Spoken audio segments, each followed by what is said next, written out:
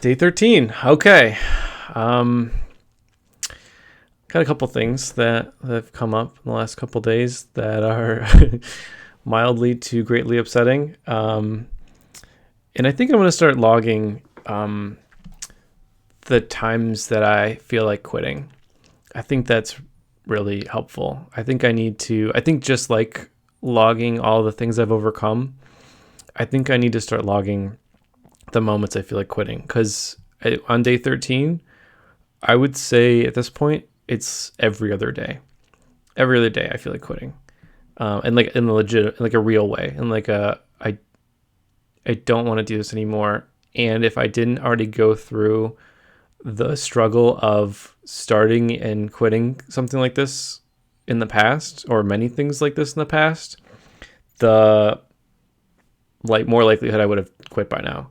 The honestly, just remembering this is the reason I created this is so I would stop quitting things, has been like the only thing that's kept me to keep doing it. And that's good because that means it's working. It means that I'm identifying a blind spot, I'm pointing at it, and I'm attacking it. Right? Because the blind spot would lead me down the same circular pattern of behavior, which is to quit this, get upset, find the next best thing, start that, and go 100% on that for 12 days, whatever days, X amount of days, and then get bored with it, frustrated, and start over and find the next thing and the next thing and the next thing. And I think it's really good to have 13 days down of anything. I think I should be really proud of that because this might be the first time I've ever done that actually in my life. I didn't think of it that way, but this might be the first time I've done 13 days of anything in a row. And I this is 100%. I'm getting more proud of myself the more I talk about it actually. Even though I know this is stupid and awful, and I think I'm getting better at it. But I don't think I've ever not quit something with this much opportunity to quit it. I don't think I've gone this long. I don't think I've made it through like 3 or 4 cycles of I should quit this. So I think I definitely wanted to quit on day 3. I'm pretty sure I wanted to quit on day 5. I can read the transcripts back. I'm pretty sure I wanted to quit on like day 7 and 8. I'm pretty sure I wanted to quit, 9, 10, and I definitely wanted to quit yesterday, and I definitely want to quit today. So they're getting more frequent because this is my body. This is my body like fighting it. This is like the regiment, the thing it doesn't want to do, which is to do like it. It's like I'm eating the same thing every day for food. It's like after a couple of days you're like okay, and then a couple more days you're like okay, I don't know if I can do this, and after like 5 days you're like okay, I can't literally have another bite of that.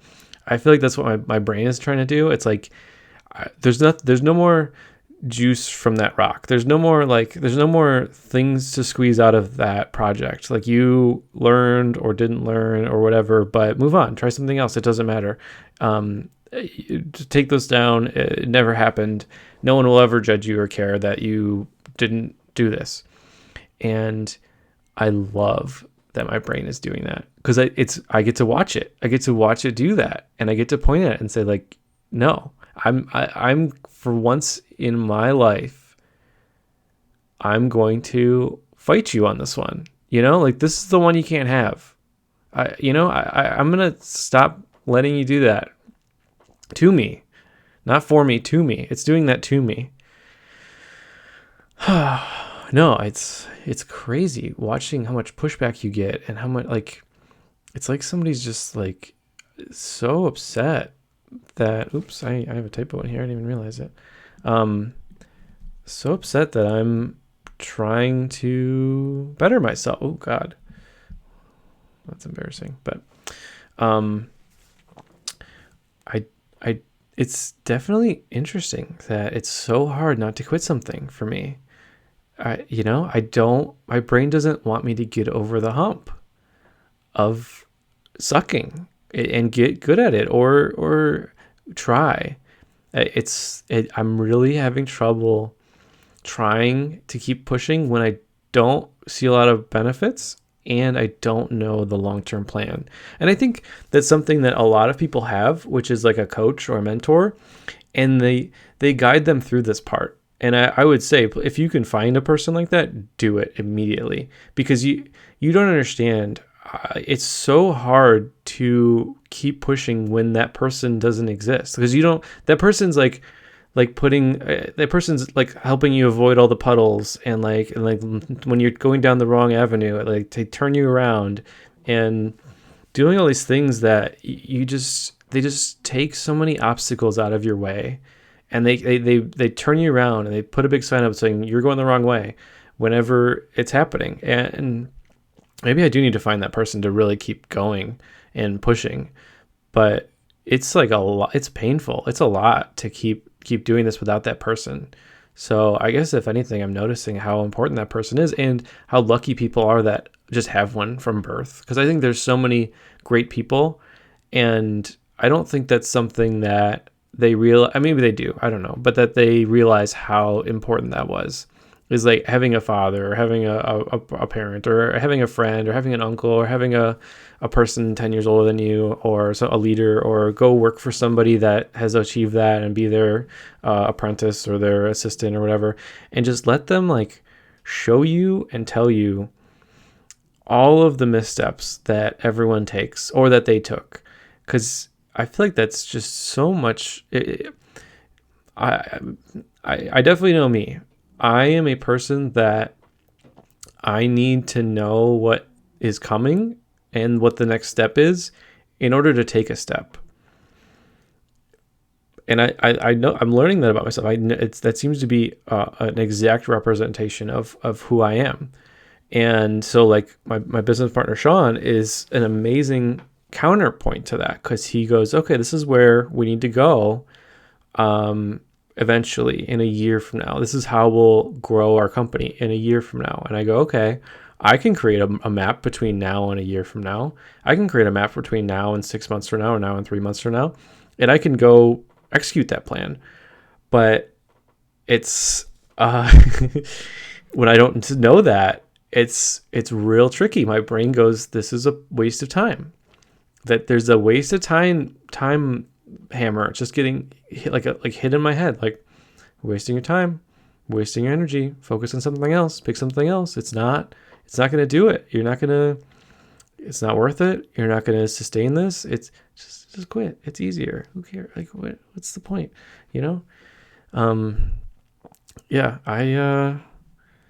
this has been excellent to help me notice that part of my brain and point to it and shine a spotlight at it. I literally have spotlights on it right now. Like I'm pointing at it and I'm laughing and I'm saying, you're not, let go of the steering. Well, you never had the steering wheel. I just pretended you did, you know? It's so much easier to pretend you have the steering wheel than me. I have it, you know? You're just a voice. You're just a noise, you know? I decide what I do. I decide what I eat. You reluctantly annoy me in the process. You confuse my plan. You know, you are hurting me in this context. You are hurting me from growing. I don't think I've ever really pointed that because I have like an optimization brain. I have like a let's not waste time, let's keep moving, let's learn, let's grow mindset. But because I'm operating on 200,000-year-old software in my brain, because our brains haven't developed since we were Neanderthals, it's hitting its limits. It's hitting its point where it's not helpful. It's not getting me to the next layer of level of life, of humanity right now, of 2023. It's really not. It's just kind of putting things in my way, which is shiny, which is butterfly, which is whatever. It's doing what it was programmed to do, which is keep me looking for food, keep me trying new things, keep me, learning new things that only take an hour to learn or a couple hours to learn, to not go too far down one path. But in today's day and age, it is not going to get me over a hump of anything. I can't master anything. I can't be a professional in anything. I can't really even like build anything that way. I can build a lot of birdhouses that way. Like I can build a lot of things that take a small amount of time, small amount of brain power, and are replicable, but they're really not worth anything. I think that's something I've learned is I can build a lot of things in a couple days, a couple weeks. I can learn a lot of things in a couple days, in couple weeks, but they're not worth anything. I have to like build a house. I have to know I'll be working on this house for years. There's no valuable birdhouses out there. And I just came up with that example on the spot, but it's making sense to me that is just like what I've been building is like, I want to take an afternoon. I want to put 4 screws and some pieces of wood. And then I want to hang it on the wall and point to it for the rest of my life and say, how great am I?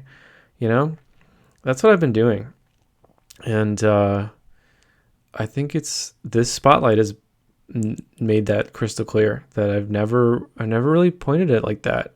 I never considered it. I've never considered investing a month of my life as a really bad thing. I've always considered it like hard, which it is. It's hard to like put effort into something for a month. It's hard. You want to quit several times throughout that month. But I've never left that month going, that was dumb. I always went, okay, it wasn't for me. Thank you, Brian. You put a month in. I'm proud of you. You did your best. Let's take a week off. Let's watch some TV. Let's relax. And we'll find the next thing. We'll find the next birdhouse to build and that'll be your calling. That one. That's the one. We'll read some Twitter. We'll read some blogs. We'll see something that's going to be fun and interesting. And we'll do that when we grow up. We'll pick that one. That'll be the next thing we'll pick. And then what do I do a month later?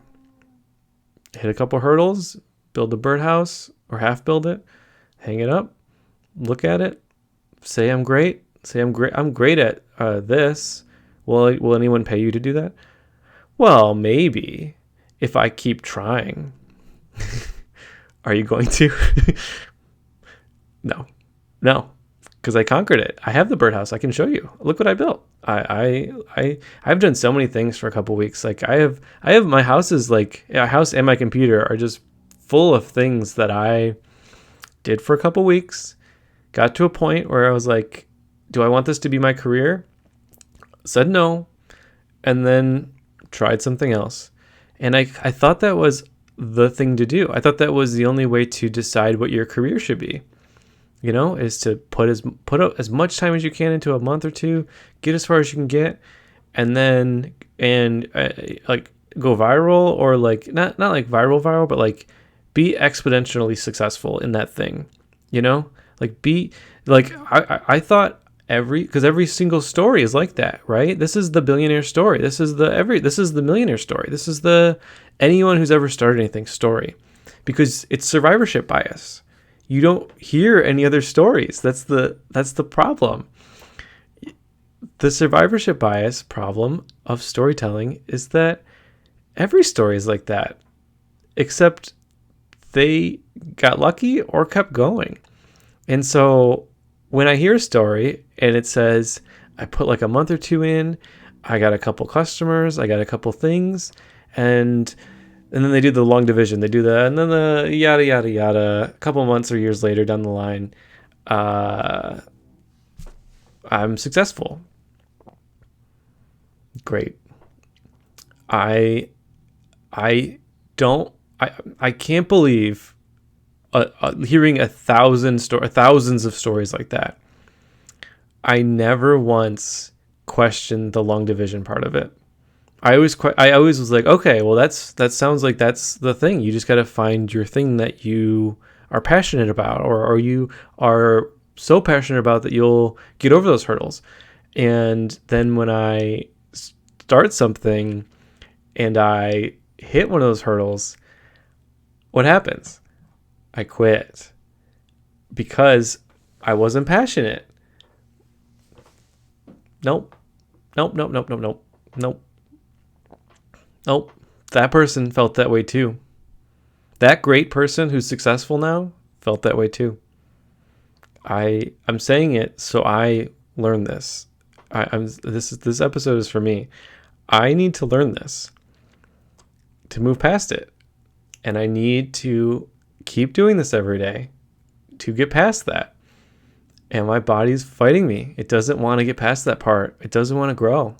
It's funny. My brain is preventing me from growing right now. Or it wants to. It's really trying. My inactive brain, my like kind of like voice in my head brain is like really trying hard to keep me down and to not let me be successful. My brain is not letting me be successful because it's pointing to those stories. It's pointing to my behavior and it's saying I'm doing the same thing, which I'm not. When I actually break it down, the yada, yada, yada, long division part of the story is where they became successful, is the thing that got them to be successful. You know, like that is the piece of it. The piece of it is doing it every day and not quitting when you hit all those hurdles. Like every single story is the yada, yada, yada is, well, I almost filed for bankruptcy a few times. Well, I had a bunch of people quit. Well, I had no money in my savings for a couple years. And Jesus Christ, like I'm on day 12, day 13, and I wanted to quit 6 times already. Can I handle a year of that? Should I just not start projects like that? Should I not become that person? Am I not great? Is that not something I can be? My baseline is not a great person. My baseline is not exceptional. My baseline wants to go in circles and to never learn. And I'm not going to allow it this time. No. For the first time in my life, I heard a story yesterday about some guy who started this company in which he interviews other entrepreneurs and stuff and writes down their stories and tells his listeners and viewers and readers about it. And for the very first time in my life, I heard that it took him 6 years to be quote unquote successful and be a job that's worth having. And the first time this was the first time I said, oh, 6 years? I could do 6 years.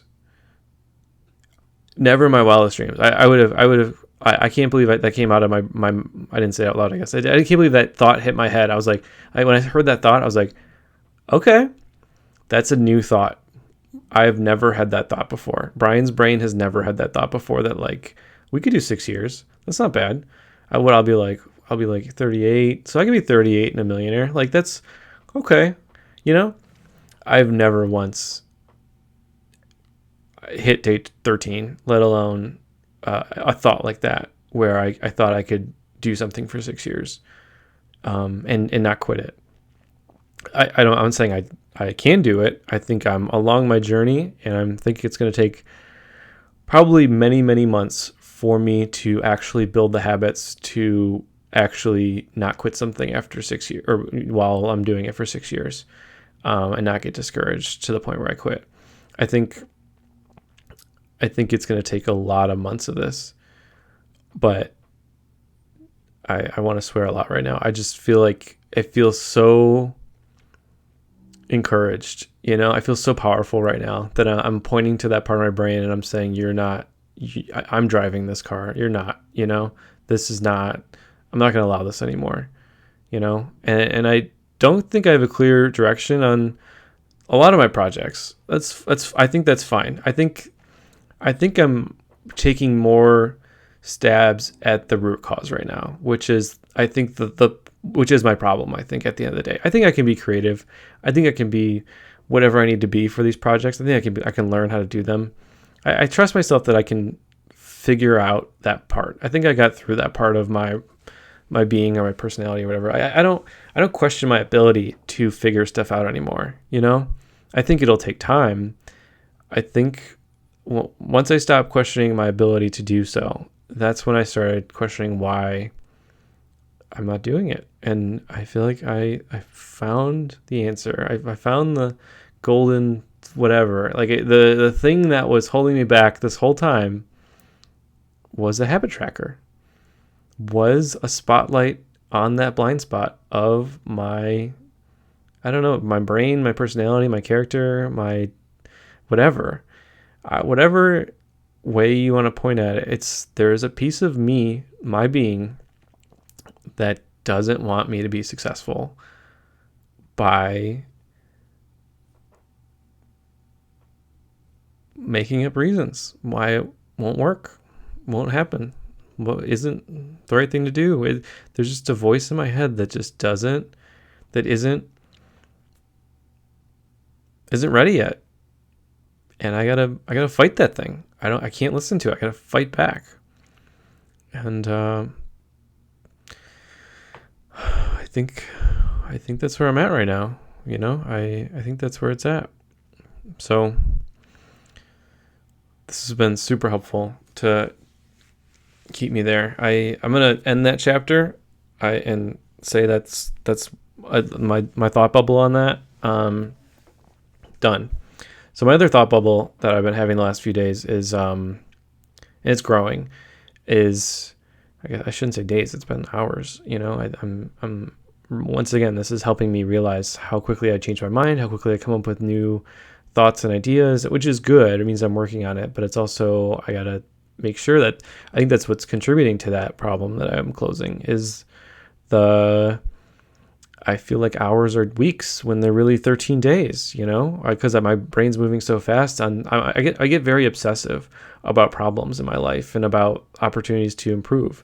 And that obsession is a blessing, and it helps me get a lot done and never stop working and never stop growing. But it's a curse because hours feel like days, days feel like weeks, weeks feel like years. I've worked on this for 2 weeks, less than 2 weeks. And if I don't really think about it, I think I would start like taking it for granted and start thinking of it as something I should be proud of. I mean, I am proud, but like, this is nothing. This is my 7-month-old son. He took his first steps, I think 3 days ago. Like he's crawling. He's not real steps, just crawling steps. And I would be willing to, because we all watched him. He did the whole like put his hands up and did the wobbling thing and moved his butt around, and then he finally learned to like pick one arm up and pick the other arm up, and like I feel like he like learned how to crawl. Like we think of crawling as like, just go, but it's like he had 100 steps to figure out how to crawl. He had 100 things to check off the to-do list. Like if you broke down crawling into like 100 steps, which is impossible, like it's so hard to do, but I feel like he conquered one of those every single day for like 100 days. Like it's so funny. You one day he crawls, right? And we all clap and like high five him and whatever and cheer. But we know he's been trying for days or weeks. My son has been trying to crawl longer than I've had this show. Right? Like, think about that. He can't talk, he can't function, he can barely eat a banana, but he has the determination, as all babies do. All babies have more determination than me right now. So I can be proud over 13 days. They both can be valid and true. I can be proud at day 13 that I got over all the humps I already got over. But we all, as a human race, would not ever leave our mother's womb if we quit at the same frequency with things like that I'm ready to quit on these kind of tasks. Like my son wants to crawl more than anything. And you want to know why? because he sees me crawling. He thinks it's normal. It's like it's second nature. He wouldn't want to crawl if we all didn't. Like it's not something you put on the to-do list, you know? And that just reminds me, I just need to like really, really, really watch who I surround myself with. Because if I surround myself with crawlers, aka great people, and really successful people, it will be normal for me to be like them and to choose tasks and how to spend my time and where to put my brain and when to quit and when not to quit like them. But I don't think it's not that I'm relying on the wrong people. I have bad influences or anything. It's like I've just never wanted to go that far, you know? And I need to. If I want all green squares, because the streak of habits is the only way out of this problem, is to keep my streak. I need to keep my streak. And the way to do that is to find people that don't break their streak and learn from them and be like them and be an outcast if I can't be like them, you know? The problem is we're all human and it's really hard to keep a streak alive, you know? It's really, really hard in any context. And that's why we quit. That's why we fail, because it's hard, you know? And anyways, so something else I was thinking about the other day was I've been really reluctant to make this very focused on you, the person watching. I think I need to change that. On some level, I want this to be my journey because I'm trying to explain what's going on with me so that you feel like someone else is going through the same thing you are if you're following this along. I think that's really important to hear the middle of the story, the yada yada yada part. But I also need to understand and understand you better so that I can serve you better and teach you better. I think I'm going to start making subtle changes to this in the next couple days and weeks, I don't know, to be more, I'm going to call it customer focused, because my entrepreneurship brain lights up when I say that I haven't considered the customer very much in this. And I think it's a fine line because I want to tell my story. I want to be honest and real, you know. I want to I'm not going to make stuff up. Like I feel like that's I don't want to fall down the path where I'm creating content for this. Like, I think that's important, but also not the middle of the story, you know? Like, I think I'm supposed to be boring sometimes. Like, that's kind of the whole point, is that I don't know all the answers. And if I cut this all up into one fun video, like I can do that, I guess. And maybe I have to do that for marketing purposes or something. But I feel like at some level, the whole point is to kind of never make these like perfect videos that everyone like shares and everything, which is counterproductive, right? Like getting shared is the point. Like that's how people hear about you and learn and try your system out or whatever. I got to think about that more. But I guess this is the first. I was reading some different articles about how people start from zero like I'm doing and just trying to break them down into simple steps so that I can keep learning. I'm looking for mentors, right? I'm looking for people that have done this, that I'm on day 13. I'm looking for other people that killed day 13. Like that day 13 was nothing compared to the other obstacles they face. Like I'm looking for people where they got through there and they're going to share parts of their middle of their story better than I've ever heard before. Because I feel like 99% of the time I don't hear the middle of the story. But I think in doing so, I need to remember that you are watching, or I'm doing this to help you, and you don't care if it sucks, you know? Like it's not helpful to you. I watch my videos back sometimes at night when I'm, thinking about my life, and not because I watch myself it's not for any ego thing. It's more like to see what a customer would, like what a user would see when they watch this. I guess it's more of a video journal than anything else at this point. And they're boring as hell. Like I fall asleep watching them, like trying to judge myself. I fall asleep judging myself. It's not good. It's not a good. It's not a good habit. But it's. I do need to be more customer focused, and I don't know. I gotta think about that. I don't want it to be not real. I I know for a fact, like me having more energy and smiling more and stuff like that is good. It's not, I'm not being fake. I'm still being true to who I am, but I can be in a good mood. You know, like there's no downside to being in a good mood. You know, I don't know if I should put on a whole persona on everything and have an accent and crap like that. I don't think I can do that. I don't think that would feel genuine to me.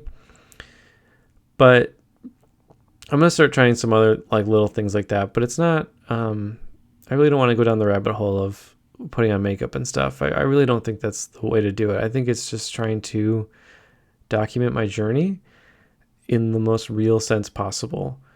And if I can be entertaining during it or I should say customer focused. If I can be customer focused during it, good. Because that's how I help you. I can't help you if you can't follow along because it's so awful. It's so monotonous and so useless. So I'm going to start thinking about you a little bit more. You don't exist yet. You're not gonna take the steering wheel away from this project. You know, I think the project is still about me, about my journey and my growth, and I'm still going to focus on things that help me grow, because I'm gonna hope that helps you grow by watching me and watching me struggle.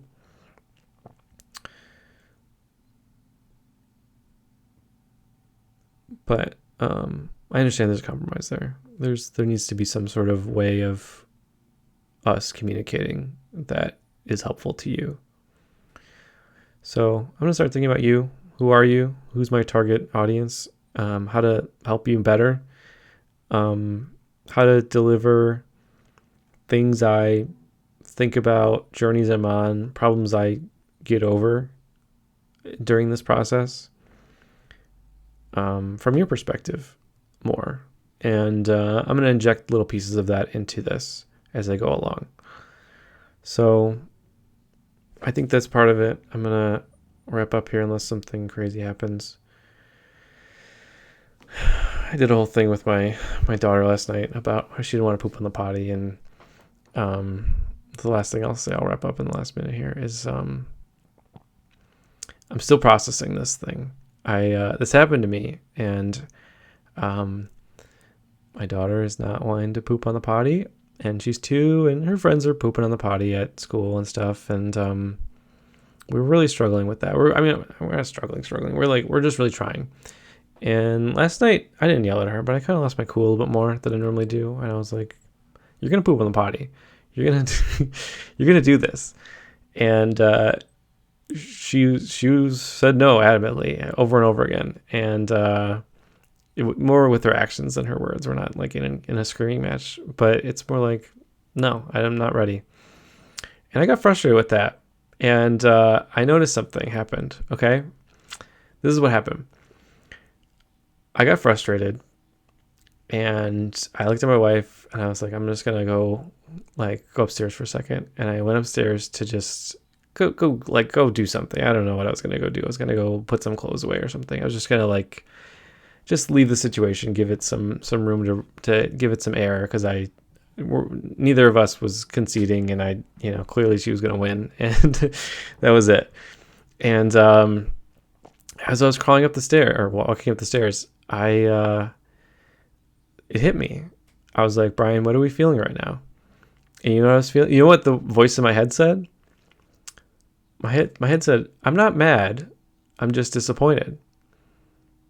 Right? And how many of us, I'm not mad, I'm just disappointed. How many of us heard that as children from our parent? Our parent told us that. One of our parents, both of our parents, whatever. When we got our report cards, we got we made a bad decision, we got in an accident, we did something dumb, we done something dumb with our friends, we didn't achieve what we were going to achieve according to them, according to us. We quit early. Whatever. All of the things that happen that you hear that from a parent. And I didn't say it out loud. Later in the night, I told my wife, like, you know what I felt when that was all happening? I'm not mad. I'm disappointed. Like if she was to interview me at that exact moment, that's what I would have said. And it's about pooping on the potty, right? Like, thank God it's about something that is so stupid that my kid will, I didn't tell it to their face, like I don't care anymore. Right. Like, it's so funny. It's such a fleeting, like, she's going to be potty trained eventually. Like, what am I getting so upset about? Like, we'll work on it every day. We'll build a habit tracker, whatever. Like, we'll keep working on it. But like, who am I to like berate a 2-year-old and tell her she's not good enough to her face, but the point I'm trying to make is, like, I'm really going to reflect on that for the next, like, couple days. I think it's really important to learn from that. Like, because there's going to be so many more instances where one of my kids doesn't want to do something that I want them to do, or whatever, something I think is an expectation or a goal. They're going to beat it or, not beat it or whatever. And I'm going to have that feeling again of, I'm not mad, I'm disappointed. And hearing myself say it out loud and think it, like, reminded me all those times as a kid when my parents said that, or you could see in their eyes when they have said it before and they like give you that same look again, but they know not to say it because it upset you so much.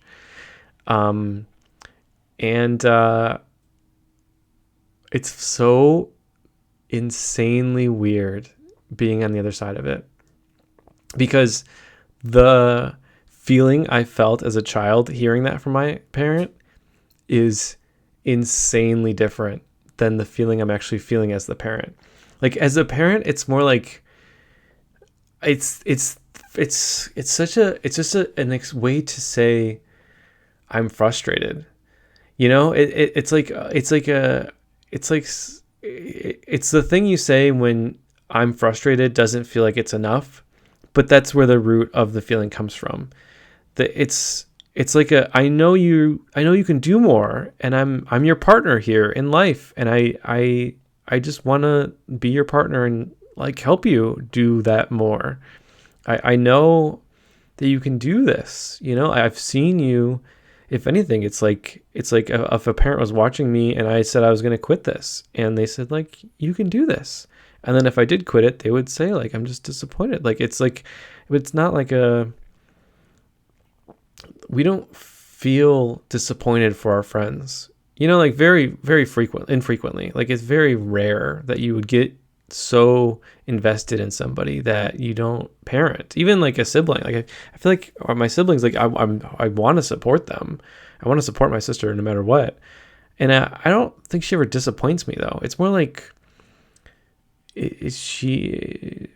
I would say something like, it's just not for her, but as a parent, you're just so overwhelmed by this, like, love and protection and feeling like it's your job and duty to, like, help this kid achieve their dreams. Like, you feel, and that's why I'm sure it's hard to, like, unwrap yourself from that when they are doing sports or whatever, that, like, is it your dream? Is it their dream? Like, all that stuff. But, like, I think if anything, it's like, maybe it's not that it's your dream, but it's like, it's that you believe that they're capable of it deep down. Like in an unconditional, like, if they would just, then they would 100% do it. But the if they would just part isn't happening. And so you kind of get in this, like, stuck mode where you go, do I push? Do I not push? Do I talk about it? Do I not talk about it? Do we leave it alone? Do I come back in a day or a month or a year? When do I come back to it? And it's hard. You're in limbo. You don't know what the right path is. You don't know what to do. I think it's a really, really difficult situation that a human gets put into. You believe this other human that your sole purpose is to protect and educate and grow isn't growing. and you think you can help them achieve that thing, and they don't want it, or they, it doesn't fit right now with what they want or what they need, and so that's where I think this like disappointment feeling comes from. I think that's as far as I got so far with from the parents' perspective. I mean, from the kids' perspective, this is like the father and son song by Cat Stevens song. I just watched the end of Ted Lasso, and so they put the whole song in that at the end of that. I mean, good for them. It's an amazing song. I need to like play that song before I die. I need to like that song can solve wars, I swear. But that's exactly what it. But from a parent, from the child's perspective, what is that? I'm not mad. I'm disappointed. Feel like or mean? I would argue that the kid sees the parent react in a way they weren't expecting, because they're expecting mad or sad, or mostly mad, because I think when other things frustrate the parent, like the child breaking things or the child like doing things that kids do that weren't goals, that were just like everyday tasks, the parent, when they're frustrated, responds with anger and responds with acting out, because it's just kind of our human nature to, when my kid dropped a bowl and it broke all over the floor, my first reaction is to yell and say, oh my God, stop. No. That is the reaction they come to get used to when they do something wrong. But when you say, I'm disappointed, and you sulk and you walk away, they get scared because it's different. It's different than they've ever received before as far as feedback. They are now questioning if you love them. They're questioning if you are going to keep protecting them and keeping them safe and keeping and staying around. Are you going to leave me? Are you still going to be my parent? Are you still like, do you still love me? Do you still want to like wake up every morning and have me be here? These are the thoughts that like rush through your head when you're the kid. You're like, they're doing something totally out of character, and that means something is wrong. And it's a big, big problem. It's a big, big difference in their behavior. Therefore, it must be a big, big problem. And that problem is, number one, my fault. Number two, maybe forever, because when you're a kid, like everything's forever. Tomorrow is a forever away. Like you can't contemplate time or you can't contemplate reconciliation, because what happens when you fight with somebody on the playground? The parent walks by and they say, do you say sorry? You say sorry. Okay, stop fighting. There's no person to be the referee in a parent-child relationship to like walk in and say like, you're okay. We're all gonna be okay. We'll go to sleep and wake up. We'll be okay. That's the parent's job, and the parent's frustrated. So it's not something that they're like ready to do. Like they're just like, how could I reflect on this and be wise about this all at the same time while also being frustrated? It's not something that like every person's like just programmed to like take themselves out of a situation that they're in when they're person that they are, the child that they were trying to protect and love and grow is like frustrating them. It's not something you just like walk in and say, I'm going to be every form of like the perfect person right now. But the kid is just so scared. It's something I never really put it in such plain language until like I was talking to my therapist about that. It's just kind of like the kid needs you for everything, and they like to pretend they don't. But when the chips are down, they know it. They know that you can leave them on the side of the road at any moment, and it's because they don't feel the same love as you, and it's a hollow feeling for them that they don't have this unconditional like burning sensation to help the parent the way the parent does with the child. And because they kind of don't have this like unlimited love and connection towards their parent, they love and they want to be near their parent. They want, like my daughter literally needs to be held all the time by me because she feels so connected to me and feels safe and secure that way. But she does not like sit around and think about like me. She's thinking about Mickey Mouse and cupcakes, and like it's like she's not worried about me growing as a person. Like these are just very like much deeper thoughts that she's still kind of like growing her brain in. And my point is like the kid seeing the disappointment or hearing the parent say, "I'm not mad, I'm disappointed," is just such a different, and it's so not the message that the parent is like, the way the child receives it is not the way the parent wanted them to receive it. I mean, first of all, the parent's frustrated, so they're not really like thinking clearly about what to say or do. You know, it's hard to like be emotional and then also like be wise, but they're just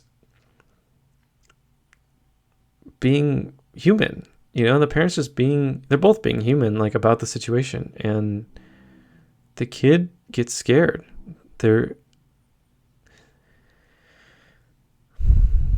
I think there can be entire books and podcasts and everything just built off the word disappointment, because I feel like it's just so mistranslated between the child and parent.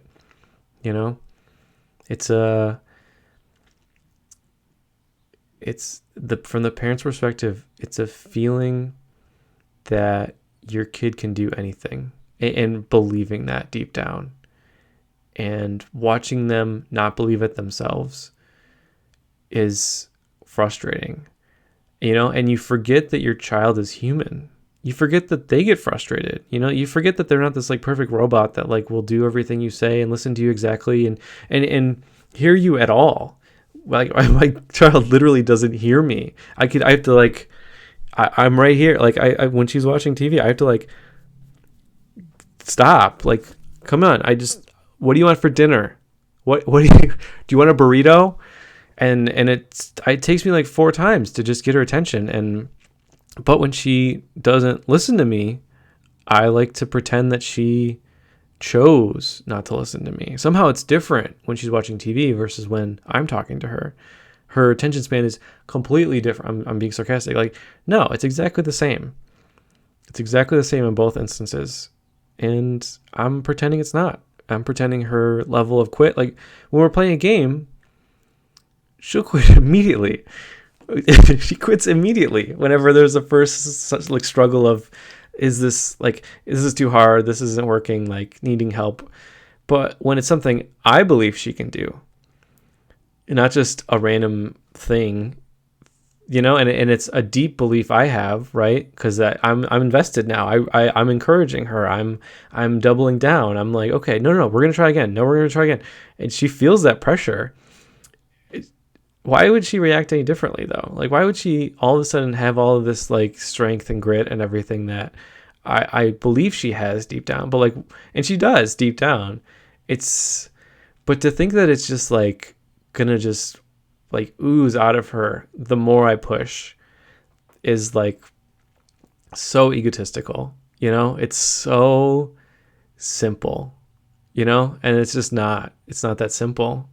And so the kid receives this word, disappointed or disappointment or whatever, and it's a label, and it labels them for life, right? It's hard. The D word doesn't leave your brain, man. I can name 5 times where I was told I was a disappointment, and what actually happened, if we roll back the tape, is I got a B instead of an A.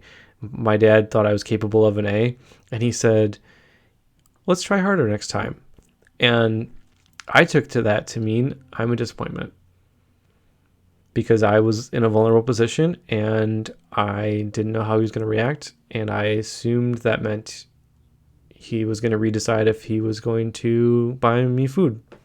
You know, of course I have an amazing dad and he would never do that, but you're just so insecure as a child because you rely on these people for everything. So if you do something they don't like and they react in a different way, you assume it's a huge problem. and it's a new, and there's going to be new consequences that you've never faced before, right? And those consequences are whatever you can dream of, because it's never happened before, and it makes the relationship between you feel conditional. I think that's hard because the parent feels this unconditional love towards the child so simply and overflowing all the time. The child receives that as there are conditions on this relationship. You achieve your capabilities or else, or something, or something happens. And I'm not ready to tell you what those are, but I'm disappointed. And that means that they exist, I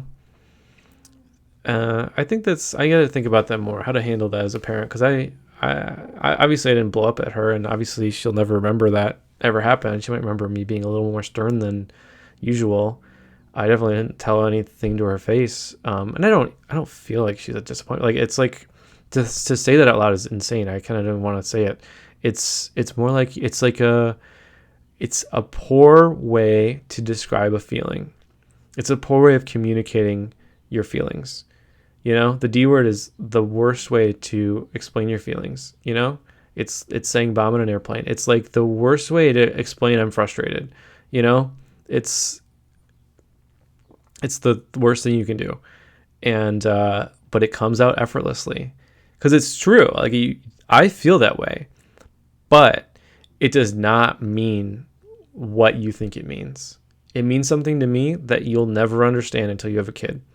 I wish that would come out too. I wish it would say, I'm feeling away right now, and it means I love you, and it means I will feel this way regardless of whatever you do.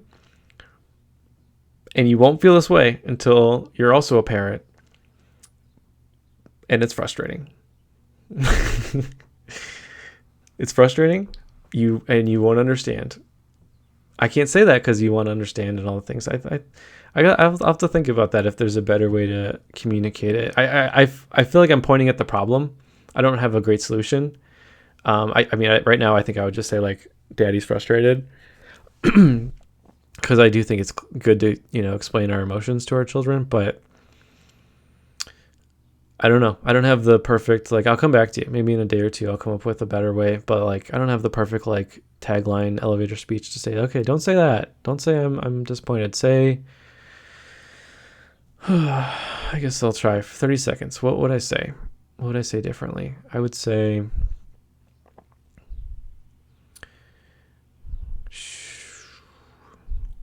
from her perspective, I'm mad for no reason. I'm treating her differently. I'm frustrated, and it's her fault. Or she's the reason of my frustration.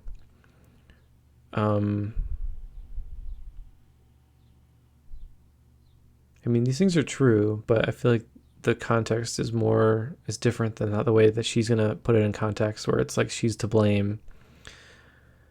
I wouldn't say I blame her in any of it. I think it's more like it's hard. It's confusing and hard, and because she doesn't know that I think she's capable of anything. She can't feel that way. She's never felt that way about anything. She might feel that way for a minute at her birthday party. Like, I can do anything. Like, because you're just having such an amazing day. But, like, you see that big smile on your kid's face every once in a while. And those are the memories, right? Those are the days where you feel like you did the right thing as a parent. And that's why people take their kids to Disney World, right? Because you're just hoping for that big smile, and my kid had it at her birthday party so far, and cake and everything, and knowing the days about her, I think, is what gets those big smiles, and that's what makes you want to do more days like that. But how can I communicate that what I'm feeling right now has no bearing on if I will keep protecting her? How can I explain it to her? Or I will keep supporting her, I'll keep helping her. I think first I gotta do it with a smile. I know it sucks and I don't feel like doing it, but if I'm smiling, she'll know that it's not permanent, that it's a now thing.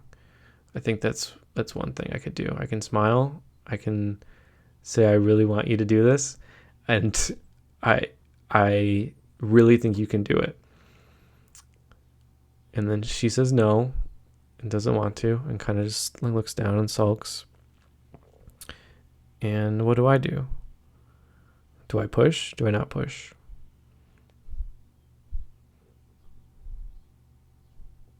Pushing makes me the bad guy. Not pushing makes me feel like I'm not helping her.